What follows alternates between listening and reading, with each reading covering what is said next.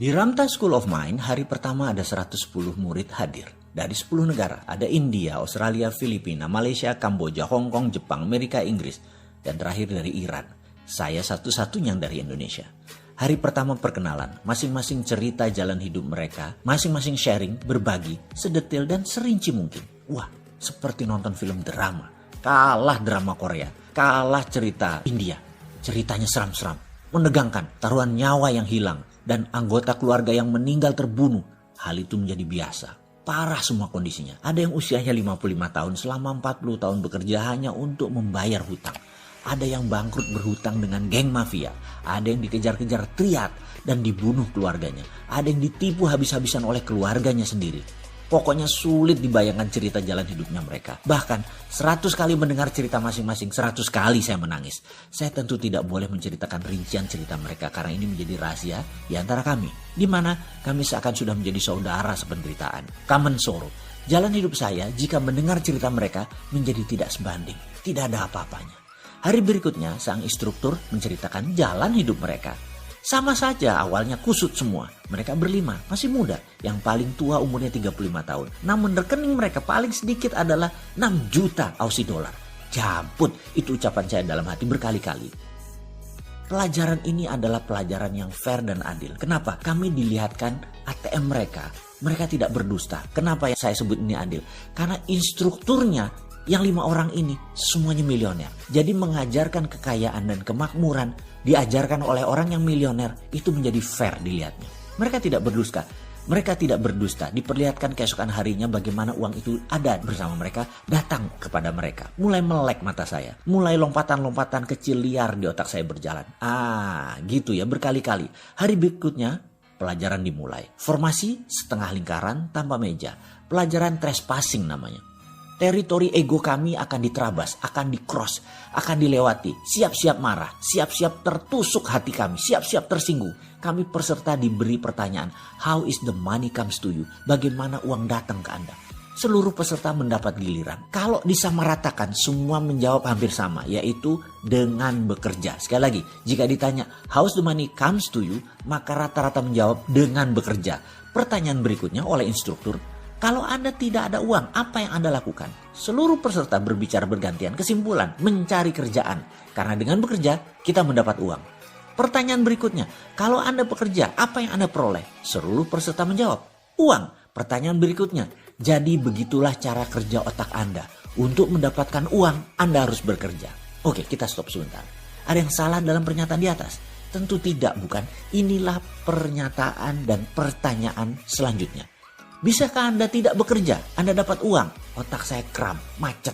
Kemudian terdengar suara instruktur melanjutkan. Karena Anda berpikir uang datang kalau bekerja. Kalau tidak punya uang, Anda mencari kerjaan. Dan Anda pikir Anda mendapatkan uang. Padahal itu hanya menyambung hidup. Di akhir bulan uang Anda habis lagi. Dan Anda bekerja lagi. Begitulah roda kehidupan yang Anda putar. Benarkah? Otak saya berhenti. Rasanya tidak ada yang salah. Bukannya itu pemahaman umum. Uang didapat dengan bekerja. Nggak kerja ya nggak dapat duit. Pertanyaan berikutnya agak menohok ke saya. Anda bertuhan, Mr. Mardigu? Anda percaya Tuhan? Saya jawab, iya pasti. Tuhan Anda bisa apa? Kalau ini bukan pelajaran trespassing, sudah ngamuk saya. Tuhan saya bisa segalanya. Memiliki semuanya. Dan dia adalah ketidakterhinggaan. Jawab saya dengan nada tidak nyaman. Instruktur saya bernama Geoff mendekat. Tuhanmu tak terhingga dan bisa ngapain aja. Bisa semuanya, dia berkata begitu. Bisakah Anda meminta pada Tuhanmu? Kamu di rumah, duduk dengan orang yang mencintaimu dan yang kamu cintai, mengerjakan sesuatu yang sesuka-sukamu, uang kamu tak terhingga. Bisa nggak? Saya gelagapan. Ditekan lagi. Bisa nggak Tuhanmu mendatangkan uang kepadamu tanpa kerja, hanya mengerjakan yang kau cintai, dapat uang tak terhingga? Bisakah? Bisa, saya jawab keras. Kenapa kamu tidak minta itu? Kenapa kamu tidak minta kepada Tuhanmu, kepada Allah? Ya Allah, saya mau berkumpul dengan orang yang saya cintai, mengerjakan sesuatu yang saya sukai, menyenangkan banyak orang, santai, membuat sehat, membuat pinter, membantu alam, dan dapat duit tidak terhingga. Kenapa kamu gak minta kayak gitu? Kenapa kamu gak taruh kata-kata itu dalam pikiranmu? Kenapa milih yang repot, yang capek, yang buat frustrasi? Kenapa harus kerja? Kenapa gak langsung dapat duitnya aja? Sekali lagi, kenapa kamu minta kerja baru dapat uang? Nada suaranya meninggi dan mengeras. Saya pun tidak menjawab. Saya juga bingung, kenapa saya harus bekerja untuk dapat uang? Kenapa nggak diem aja atau mengerjakan sesuatu yang enak dan santai saja? Tapi kenyataannya kan orang harus kerja, apapun itu. Buktinya banyak orang yang santai-santai malah masuk jurang kemiskinan. Ini maksudnya. Jadi saya harus apa? Geoff menekan saya lagi.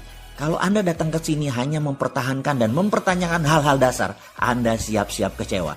Kalau Anda percaya Anda yang menentukan nasib Anda, siap-siap terkejut. Kalau Anda percaya nasib bukan di tangan Anda pasti kecewa. Kalau Anda percaya Tuhan bisa melakukan apapun dan Anda bisa mendapatkan apapun, kalau Anda percaya garis tangan sudah ditentukan sebelumnya, Anda pasti frustasi. Kalau Anda percaya Anda menulis jalan hidup Anda sendiri, Anda pasti menemukan jalan keluar.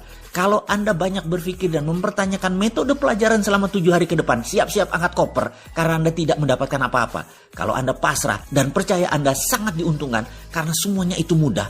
Kalau Anda percaya inilah jawaban atas doa Anda selama ini dan Anda menikmati proses di kelas ini. Kalau Anda memegang kukuh belief system Anda yang lama, Anda persis menjadi seperti Anda yang sekarang. Kalau Anda meruntuhkan seluruh bangunan Anda dan bersiap membangun pondasi belief baru, siap-siap melihat diri Anda yang baru, yang anggun, yang tak terhingga dan sesuai dengan maunya Anda.